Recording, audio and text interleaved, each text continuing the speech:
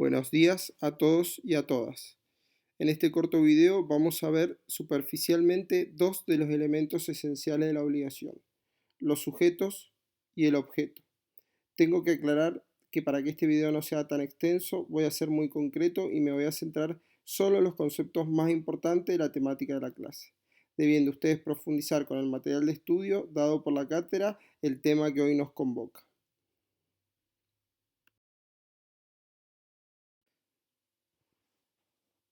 Por ello, y para no perder más tiempo en la presentación, debo comenzar diciendo que la relación obligatoria, cuyo concepto está en el artículo 724 del Código Civil y Comercial y que seguramente ya vieron en la clase anterior, tiene dos clases de elementos, los elementos esenciales y los elementos accidentales. Los elementos esenciales son aquellos que, en palabra del maestro Llambía, representan factores irreductibles que entran indispensablemente en la noción de obligación, de modo tal que no puede concebirse esa relación jurídica sin la existencia de tales elementos.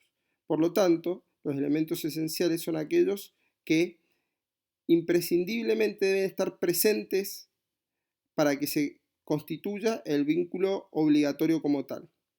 En cambio, los elementos accidentales tienen el carácter de contingente, por lo cual pueden estar o no sin que se pierda el carácter de obligación o relación obligatoria. Estos son la condición, el plazo y el cargo.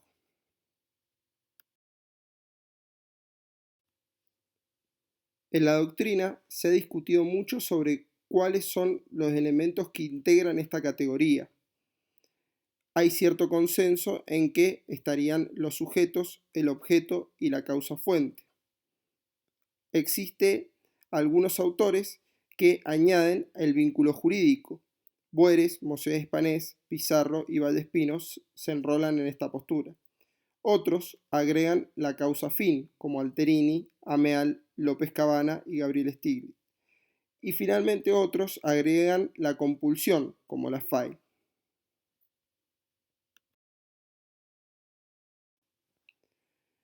La cátedra tiene una posición sobre cuáles son los elementos esenciales de la obligación. Al respecto decimos que la obligación tiene dos elementos materiales, que son los sujetos y el objeto, un elemento inmaterial, que es el vínculo jurídico, y un elemento externo, que es el que le da nacimiento a la relación jurídica obligatoria, a la que denominamos causa-fuente. En relación a la causa-fin, tengo que decir que este no se trata de un elemento de la obligación, sino un elemento esencial del acto jurídico.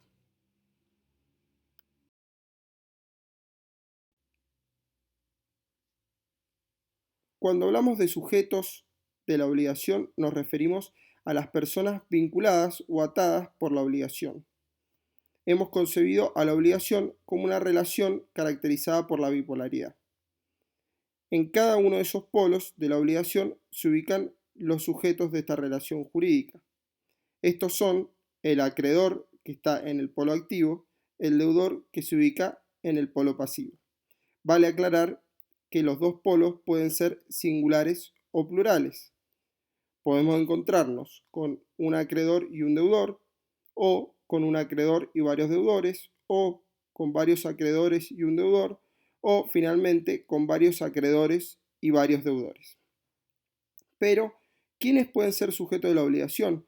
Pueden ser sujetos de la obligación tanto las personas humanas, lo que Bell es denominada persona física, que actualmente se encuentra regulada en el artículo 19 del Código Civil y Comercial, 19 y siguiente, por supuesto, como las personas jurídicas, que están en el artículo 141 y siguientes. Esto se entiende como aquellos entes a los cuales el ordenamiento jurídico les confiere la aptitud para adquirir derechos y contraer obligaciones para el cumplimiento de su objeto y los fines de su creación. A su vez, estas personas jurídicas pueden ser públicas y privadas. A los efectos de no extenderme y en honor a la brevedad, me remito a la enumeración de estas personas que contiene el artículo 145 del Código Civil y Comercial de la Nación. Estos sujetos de la obligación tienen que tener tres requisitos. En primer lugar, tienen que tener capacidad de derecho. En segundo lugar, tienen que ser distintos. Y por último, tienen que ser determinados o determinables. Tener capacidad de derecho se refiere a la aptitud de ser titulares de derechos y deberes jurídicos. Esto atento a que el acto jurídico constitutivo de una obligación celebrado por quien carece de ella es un acto nulo de nulidad absoluta. En cambio, la capacidad de ejercicio no le es requerida, ya que puede ser suplida por su representante legal. Estos son los padres, los tutores, los curadores o el apoyo en el caso de una persona con capacidad restringida. Asimismo, los sujetos tienen que ser distintos. Esto quiere decir que los sujetos de la obligación deben ser como mínimo dos, uno que tenga el carácter de acreedor y otro que revista la calidad de deudor. Como ya expresé, los polos diferenciados de la obligación pueden ser ocupados por uno o por más personas. Si ambos polos coinciden en un mismo sujeto desde el inicio, la obligación no se alcanzará a configurar. Pero, por lo contrario, si esa superposición de calidades se da luego de nacida la obligación, en ese caso la misma se va a extinguir por lo que nosotros denominamos confusión. Por último, los sujetos tienen que ser determinados o determinables. Al respecto, debemos decir que, a pesar de que se permite cierto grado de indeterminación inicial, tanto el acreedor como el deudor deben ser individualizados al momento del cumplimiento de la obligación, o, como se dice también, al momento del pago.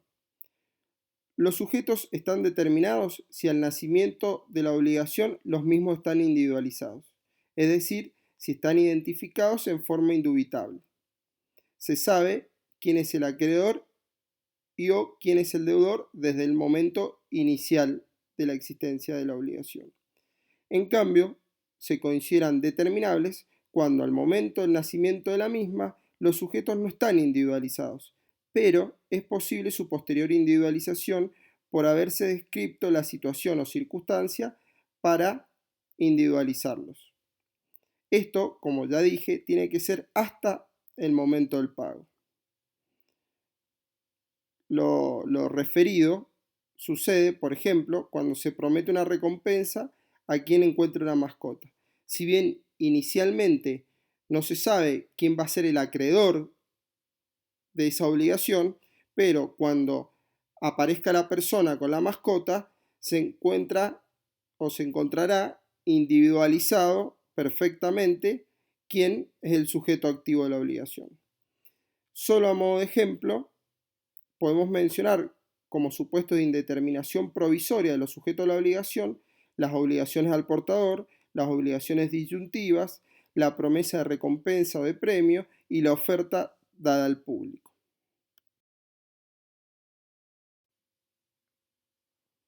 Otro elemento esencial y estructural de la obligación es el objeto.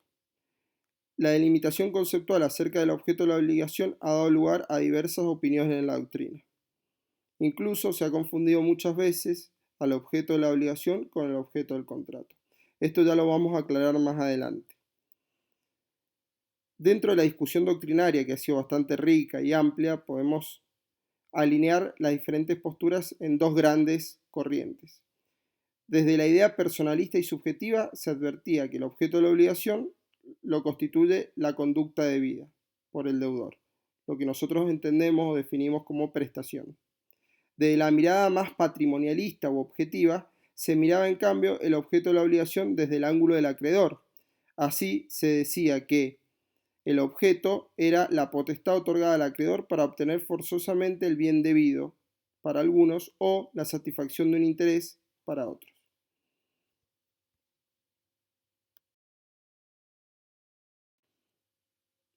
El Código Civil y Comercial de la Nación, en el artículo 725, plasma el pensamiento subjetivista que entiende al objeto de la obligación como una conducta. Esta norma dice que la prestación que constituye el objeto de la obligación debe ser material y jurídicamente posible, lícita, determinada o determinable, susceptible de valoración económica y debe corresponder a un interés patrimonial o extrapatrimonial del acreedor. Dicho esto, debo expresar determinadas premisas que describen de alguna manera la posición de la cátedra en relación al objeto de la obligación y que siguen las enseñanzas del maestro Boeres. El objeto de la obligación no coincide con el objeto del acto jurídico. El objeto del acto jurídico son los hechos y los bienes conforme a lo que dispone el artículo 279 y 1003 del Código Civil y Comercial de la Nación. Ni tampoco coincide el objeto de la obligación con el objeto del contrato, que es la operación jurídica económica que las partes consideran realizar. Al respecto, tengo que decir que Cassó expresa que algunos regímenes jurídicos confundían frecuentemente entre el objeto del contrato y el objeto de la obligación, entendiéndose el objeto del contrato como las prestaciones de dar, hacer o no hacer. Este es un defecto de aquellos códigos que, como el Código Civil francés, no distinguieron entre los regímenes jurídicos de los contratos y de las obligaciones. Como ya dijimos, la cátedra entiende, en consonancia con lo que expresaron los hermanos Massot, que el objeto del contrato es la operación jurídica que las partes pretenden realizar. Además, tengo que decir que se concibe al objeto de la obligación como un elemento esencial, interno a la estructura de la relación jurídica obligatoria, ya que toda obligación, cualquiera sea su fuente, tiene un objeto. Este debe entenderse como el plan prestacional o la conducta proyectada que se desarrollará con la finalidad de satisfacer el interés del acreedor. Este interés del acreedor forma parte del objeto de la relación jurídica obligacional junto con la conducta proyectada.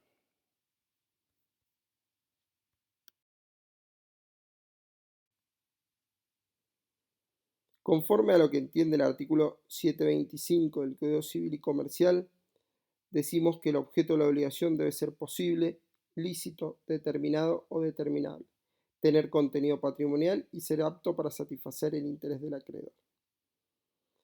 Cuando hablamos de la posibilidad, nos referimos a la posibilidad tanto física como jurídica. La posibilidad física se refiere a que el objeto debe ser conforme a las leyes de la naturaleza. Así, usualmente se utilizan como ejemplos de obligaciones con un objeto imposible desde el punto de vista físico, el de tocar el cielo con las manos o el de cruzar el océano Atlántico a nado. En cambio, la posibilidad jurídica introduce en el análisis del objeto la adecuación del mismo a las leyes humanas, por lo que no es posible, por ejemplo, hipotecar un automotor, prendar un inmueble o tomar como empleado a una persona jurídica. Algunos autores sostienen que la imposibilidad debe ser originaria. En cambio, otros sostienen que la misma puede ser tanto originaria como sobreviniente. Pero sí, esta imposibilidad tiene que ser objetiva y no meramente subjetiva, por lo cual tiene que ser tal con total prescindencia de las condiciones particulares del deudor. De hecho, frente a una imposibilidad subjetiva, la obligación podría ser ejecutada o cumplida por un tercero. Cuando nos referimos a la licitud del objeto de la obligación, quiere decir que el mismo debe adecuarse al ordenamiento jurídico considerado en su totalidad, es decir, debe ser conforme a las normas jurídicas como también a la moral, a las buenas costumbres y al orden público. En este sentido, tengo que destacar que no existe la posibilidad de una prestación prometida que revista el carácter de antijurídico.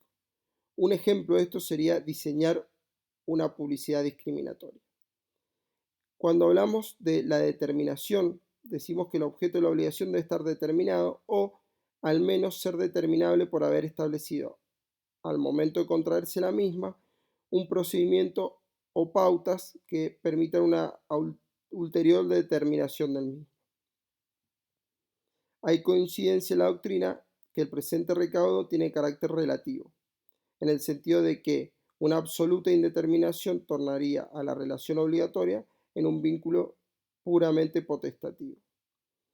Esto podría ser, por ejemplo, cuando alguien se obliga a entregar un animal y ante tal indeterminación podría desobligarse entregando una hormiga.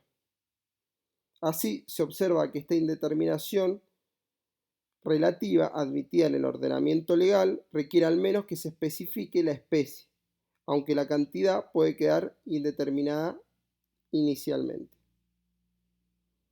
Esto surge de los artículos 1005 y 1006 del Código Civil y Comercial. Dentro de las obligaciones que tiene por objeto indeterminado en un grado permitido por la ley, encontramos las obligaciones facultativas y las obligaciones alternativas. Cuando hablamos de la patrimonialidad, este también ha sido un tema que ha sido discutido en la doctrina. Algunos autores, como Potier y Savigny, requerían que la obligación tuviera por objeto una cosa o prestación que fuera valuable económicamente. Otros, como Jering, entendía que los bienes ideales también podían ser objeto de la obligación. En una tercera posición, y que es la que ha adoptado el código, donde podemos encontrar a Messineo y Giorgiani en el derecho comparado, y autores como Borda, Mosé Iturraspe y Dambía en nuestro derecho, entienden que la patrimonialidad es requerida para el objeto, pero no para el interés del acreedor. Por lo cual podríamos tener un objeto patrimonialmente valuable, pero que viene a atender un interés extrapatrimonial. Esta es la postura adoptada por el artículo 725 del Código Civil y Comercial, que dice que el mismo debe ser susceptible de valoración económica y debe corresponder a un interés patrimonial o extrapatrimonial del acreedor.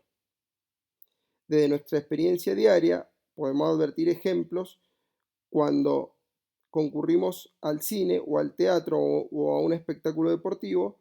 Allí perseguimos un interés extrapatrimonial, por más que el espectáculo o la producción cinematográfica constituyen un objeto valuable económicamente. Bueno, hemos finalizado con la clase hoy. Les pido que ante cualquier duda no duden en escribirme a través del foro o a través de mi correo particular que también está cargado en la plataforma. Muchas gracias.